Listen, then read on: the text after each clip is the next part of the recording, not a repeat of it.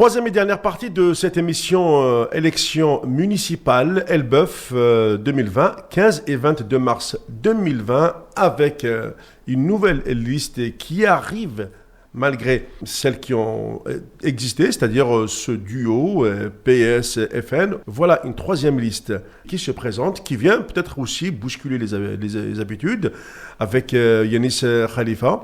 C'est peut-être l'une des raisons qui t'ont permis d'aller de l'avant et de dire donnons ou plutôt offrons un choix aux Elbeviennes et aux Elbeviens et surtout leur soumettre un programme, des idées et pourquoi pas faire basculer, je ne sais pas moi, les habitudes électorales des citoyens. Alors effectivement, moi je suis frappé par la pauvreté de l'offre politique qu'il y avait à Elbeuf traditionnellement.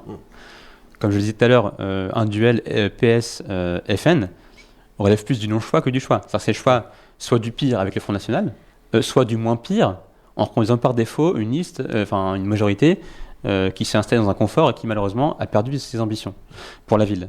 Parler de programme, je pense qu'il y a beaucoup de choses sur lesquelles les Elbeviens nous attendent. J'ai parlé tard de commerce, c'est une préoccupation vraiment essentielle des habitants. C'est-à-dire que le commerce qui dans 2-3 ans et maximum 6 ans à la fin du mandat, on n'a pas fait opérer un virage, malheureusement ce sera un point de non-retour. Donc le commerce sera définitivement disparu à Elbeuf. Ça va déteindre surtout sur les services publics. Bien sûr. Il y a un corollaire entre les deux. Pas de commerce, pas de service public. Parce qu'il faut quelque part de la consommation. On ne peut pas consommer si réellement les deux ne sont pas dynamiques, ne répondent pas. Et en plus, en termes d'ambition, moi je pense que ce qui a beaucoup manqué, les Elbeviens savent qu'il y a eu ces quelques années dernières des programmes de rénovation urbaine dans les quartiers du Puchot, de Blain, mon quartier d'origine, Parc Saint-Cyr. C'est vrai qu'on a fait des beaux immeubles, sauf qu'il y a un impensé quand même qui est celui de la mixité sociale. Et c'est important dans une ville, si on veut la tirer vers le haut, d'apporter cette mixité sociale-là. Et comment ça se matérialise dans les programmes de rénovation urbaine? C'est par des logements intermédiaires déjà, et aussi des programmes d'accession à la propriété. Et ça, il y en a eu très peu, sinon pas du tout. Et ça fait vraiment défaut à la ville. Et si on veut faire du bien à sa ville, il faut apporter aussi des gens qui puissent consommer localement. Il faut aussi que les écoles se mixifient. Il faut que les enfants et les adolescents se rendent compte qu'ils ont des capacités aussi à aller au-delà de l'assignation à résidence à laquelle on les a astreints depuis très longtemps, malheureusement. Et ça, je pense que c'est ce qui est le plus brutal pour un enfant, c'est de te dire que tu es cantonné soit au chômage, soit à l'argent facile, ou soit à faire des métiers usants et qui ne t'enthousiasment pas. Moi, je veux que les enfants à Elbeuf, les adolescents, les futurs adultes, se disent « je veux faire un métier, je peux le faire ». Et on va m'aider à le faire, ça c'est important, cette ambition-là. J'ai un proche qui a coutume de dire que j'ai une ambition altruiste. Je ne connaissais pas ce terme, mais finalement je le reprends un peu à mon terme. C'est important en tant qu'élu de cultiver une ambition altruiste que j'ai pour moi, quelque part, je le veux aussi pour les autres. Et c'est pour ça que j'insiste souvent auprès des jeunes. Je ne suis pas un extraterrestre, je suis né à Elbeuf, j'ai grandi, j'ai fait la maternelle Jacques Prévert, j'ai fait l'école Condorcet, le collège du Mont-Valo à l'époque qui a été détruit, et j'ai fait le lycée Ferdinand Buisson, comme l'Elbevien moyen, on va dire. Et donc, ce que d'autres ont fait aussi, je ne suis pas le seul évidemment, c'est à apporter aussi des jeunes. Il faut leur montrer des jeunes modèles venus de leur ville. C'est super important. C'est pour ça que je parle aussi de réussite éducative. On a à Elbeuf beaucoup de décrochage scolaire. Et c'est un fléau parce qu'un jeune qui sort sans qualification, on sait qu'il est malheureusement quasiment condamné au chômage. Voilà. C'est pour ça que Elbeuf a cette étiquette de ville dortoir. L'image terne qui est donnée à Elbeuf se reflète. La mort du commerce, c'est aussi la mort des services. Bien sûr. Alors, ce que vous dites est tout à fait vrai. Malheureusement, ça joue sur l'image de la ville. Je viens, c'est un constat. Moi, Elbeuf, j'y viens souvent. Oui, ce que vous dites est tout à fait vrai. Après, j'aimerais pas non plus résumer Elbeuf à cela. Non. Elbeuf, c'est aussi une ville d'art et d'histoire qui a quand même une histoire flamboyante. C'est ça qu'il faut mettre en valeur, Yanis. C'est pour ça que je disais tout à l'heure, être fier d'être Elbeufien. Il y a aussi des forces vives, comme à Elbeuf. Il y a des associations, par exemple, qui sont très dynamiques à Elbeuf, qui contribuent aussi à relever un peu les choses. Et il faut leur rendre hommage, c'est important, et les soutenir. Mais c'est vrai qu'il faut s'attaquer en tant que maire au problème et ne pas les ignorer. C'est extrêmement important de pas. J'ai un ami qui a coutume de dire l'autruche c'est un animal fort sympathique, mais l'autruche ne fait pas une politique, malheureusement. Il faut affronter les problèmes de front. Alors, quelques pistes quand même pour les décrocheurs, parce que c'est quand même beau de déplorer les choses, mais encore faut-il esquisser quelques solutions. Moi, j'ai un ami qui est maire à Hérouville-Saint-Clair, Rodolphe Thomas, donc c'est un maire modem aussi, mais il a fait comme moi le choix de se présenter avec, au-delà des étiquettes, avec vraiment des forces plurielles. C'est dans le département du Calvados. Voilà, juste à côté de Caen. Tout à fait. Et en fait, il a mis en place ce qu'on appelle une école de deuxième chance. Qu'est-ce que c'est ? On constate que sur le marché du travail, il y a des emplois non pourvus.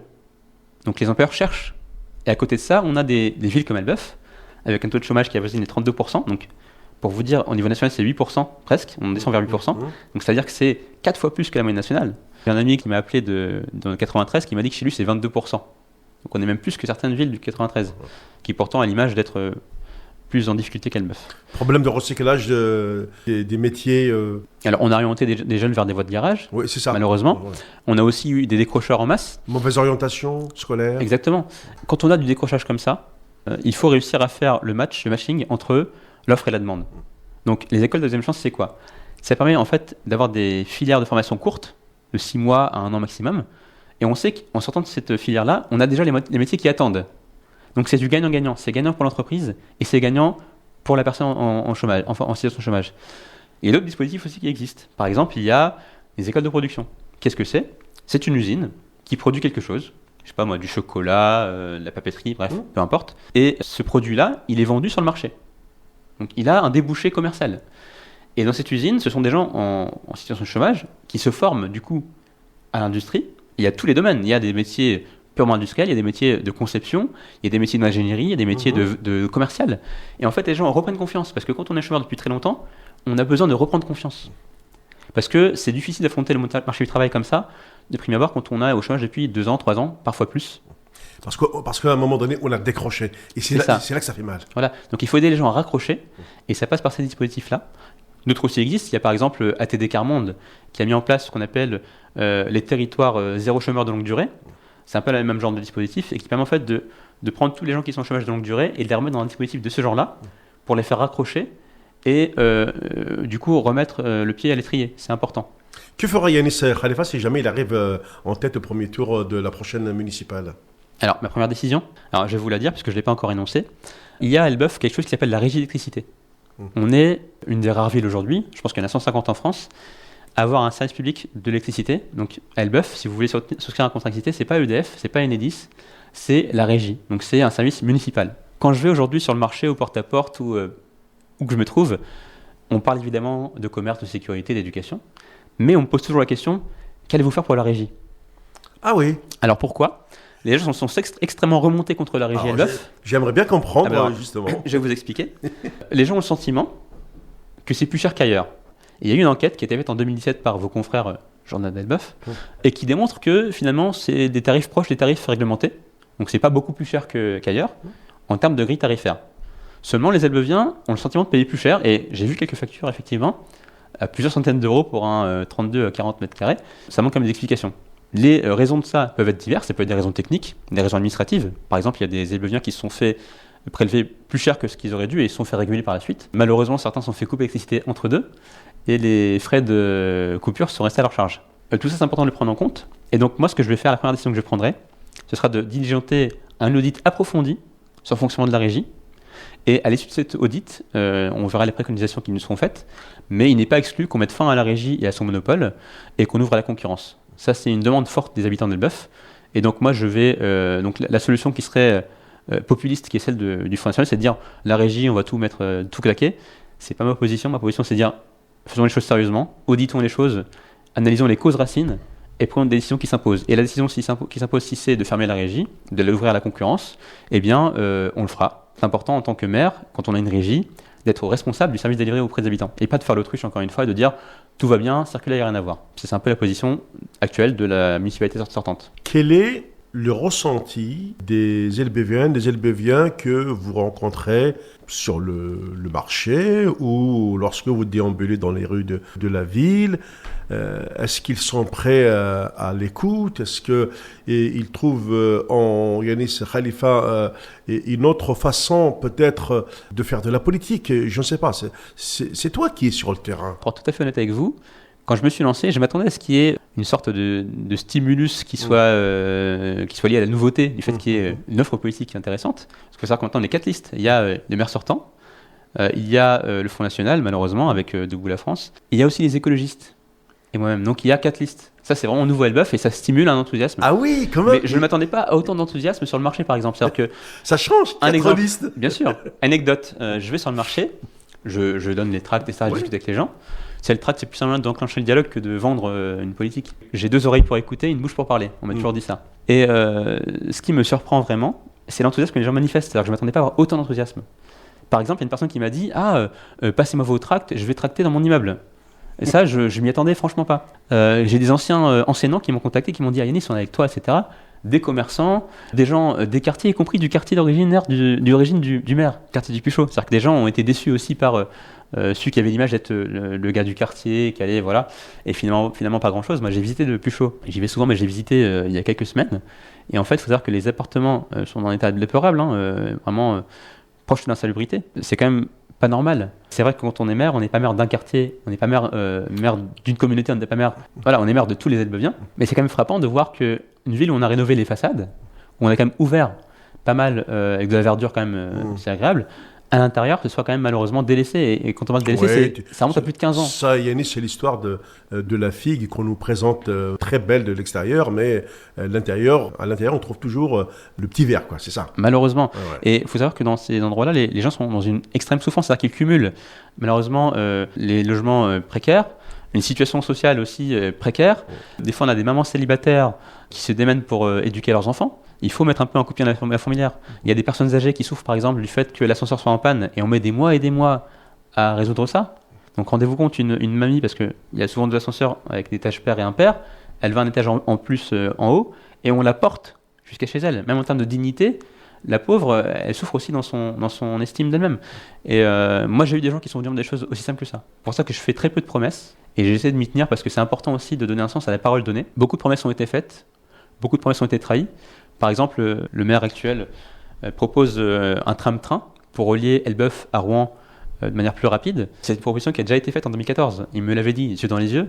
Le tram-train. Il faut savoir qu'une étude avait été menée par la suite. Et on n'a pas entendu parler des résultats de l'étude et on nous la ressort, à mon avis, opportunément en période électorale. Et c'est malheureux parce que c'est ça qui brise la confiance des électeurs envers leurs dirigeants. Et pour finir, Yanis, est-ce que la grande métropole de Rouen s'intéresse à la ville d'Elbeuf? Là, vous parlez un petit peu sur ce constat, pour moi, on est dans le misérabilisme. Est-ce que la métropole a pris conscience de ces retards, de ces manquements de la ville d'Elbeuf pour essayer d'y remédier, d'apporter des correctifs, ne serait-ce que pour la dignité humaine? Il faut savoir qu'il y a eu un débat qui est organisé entre tous les candidats à la mairie de Rouen. C'était à la Halle-aux-Toiles, organisé par l'UMR. Oui. Et on a eu le loisir d'écouter les différents candidats. Forcément, on se rend compte que le 3e tour de la municipale de Rouen, c'est la métropole. Et que les enjeux pour Elbeuf ne sont pas neutres. Il faut savoir que les compétences qui sont attribuées à la métropole sont des compétences que n'ont plus les mairies.